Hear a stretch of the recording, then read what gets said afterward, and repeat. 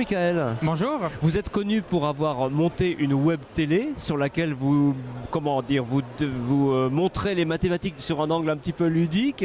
Je vulgarise voilà, les mathématiques. Vous les vulgarisez, voilà, on peut dire ça comme ça. Mais en fait, vous avez un solide bagage de mathématicien vous-même, d'ailleurs, parce que vous avez fait l'ENS et que vous êtes, je crois que vous avez un doctorat en statistique, c'est ça, en probabilité. En probabilité, voilà. Et du coup, le livre que vous présentez aujourd'hui, qui s'appelle Le grand roman des mathématiques, vient de cette expérience et de cette chaîne YouTube. Alors effectivement, en tout cas, c'est mêlé. Ça fait un petit moment que je fais de la médiation scientifique. J'ai commencé quand j'étais au lycée parce que j'ai rencontré un prof de maths qui nous faisait des tours de magie mathématique. Donc j'ai aimé à ce moment-là faire des mathématiques un peu différemment. Des cours de magie mathématique. Voilà, c'est ça. Il venait avec des jeux de cartes ou avec des dés ou avec de la ficelle. C'est génial ça. Et puis pour comprendre le tour, eh bien, il fallait comprendre un truc mathématique derrière. Il fallait comprendre une propriété des nombres par exemple. Et après on comprenait le tour et on pouvait le refaire surtout. Et donc forcément on avait envie de comprendre, ça donnait la motivation. Et c'est comme ça que je suis rentré là-dedans et que je suis rentré et que j'ai eu envie de faire comprendre les mathématiques autrement. Et donc à partir de cette expérience-là, de cette chaîne YouTube, vous avez créé ce livre qui donc vulgarise un petit peu les mathématiques, mais qui repasse aussi un peu sur l'histoire des mathématiques, parce que c'est la première partie de l'ouvrage, on peut dire. Voilà, le livre en soi, c'est l'histoire des mathématiques, de la préhistoire jusqu'à nos jours. Voilà. Voir comment les notions sont arrivées, parce que souvent les mathématiques à l'école, on va aborder les notions un peu techniques, on va apprendre à faire des mathématiques. Là dans le livre, j'apprends pas à faire des mathématiques, vous apprendrez pas à résoudre des équations, mais plutôt quelles questions se posaient les mathématiciens, les mathématiciennes qui ont créé ça, quels étaient leurs objectifs, dans quel contexte ils vivaient, quelles étaient les sociétés dans lesquelles ils vivaient. Et comment est-ce que c'est né, parce qu'en replaçant le contexte, forcément on voit mieux d'où ça vient, et donc forcément en comprenant le sens de ce que l'on fait, ça donne plus envie après de se lancer dans la technique.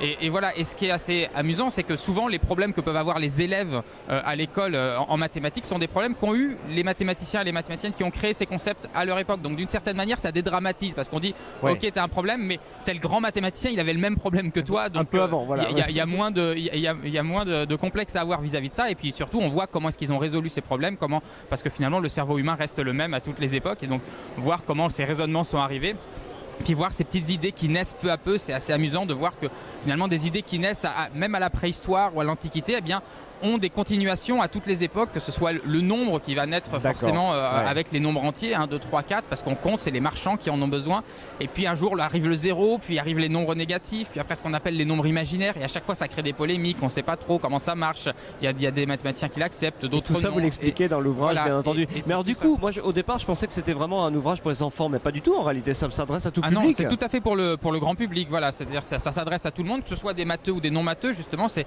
montrer une autre façon d'approcher les mathématiques, parce que je pense que vraiment tout le monde peut aimer les mathématiques, comme tout le monde aime la musique sans forcément être un grand musicien. Bien sûr, et puis il y a différents styles de musique, de la même manière il y a différents styles de mathématiques. On est ici sur le salon Lire à Limoges, on est dimanche et vous dédicacez à tour de bras depuis 3 jours, je vous observe de loin, je vois bien ce que vous faites, et vous avez sur votre stand en plus des petits objets, des choses devant vous là qui sont assez amusantes. Qu'est-ce que c'est exactement? C'est des jeux que vous faites je propose faire alors des petits casse-têtes. Alors là le jeu c'est un puzzle à 3 pièces où il faut faire un petit triangle avec 3 pièces en forme de trapèze.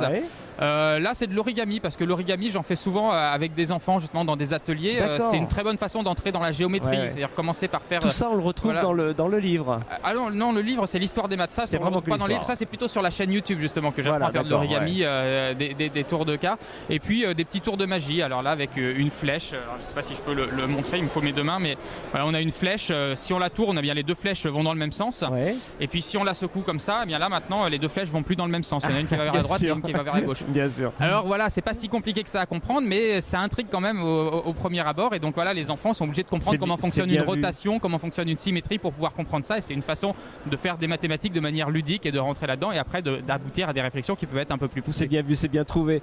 C'est un premier tome, il y aura une suite, ou comment vous envisagez la vie de cette... Non, parce que là c'est vraiment, il n'y aura pas de suite, parce que c'est l'histoire des maths, c'est de la préhistoire à nos jours, donc voilà, je fais... Après peut-être qu'il y aura d'autres livres qui approfondiront plus certains sujets en particulier, ou... Je ne sais pas encore exactement, j'ai plusieurs idées en tête. Est-ce que vous avez, en dehors de la chaîne YouTube elle-même, un blog ou un endroit ou un site personnel où on peut suivre votre actualité ? Alors vous pouvez me suivre sur ma page Facebook ou sur mon compte Twitter, voilà, où je mets mes actualités, ce que je fais différemment, et aussi pour mes actions dans différentes associations. On monte des festivals de jeux mathématiques, des salons de jeux mathématiques, notamment un tous les ans fin mai à Paris. Et voilà, tout ce que je fais, je le note là-dessus. Et parfait. Sinon, la chaîne YouTube. Merci beaucoup, en tout cas c'est passionnant. Je vous souhaite un bon salon, et puis je vais vous laisser à vos lecteurs parce que j'ai vu qu'il y en a qui rôdent et qui attendent derrière moi, qui sont impatients. Merci beaucoup, Michael. Merci, au revoir.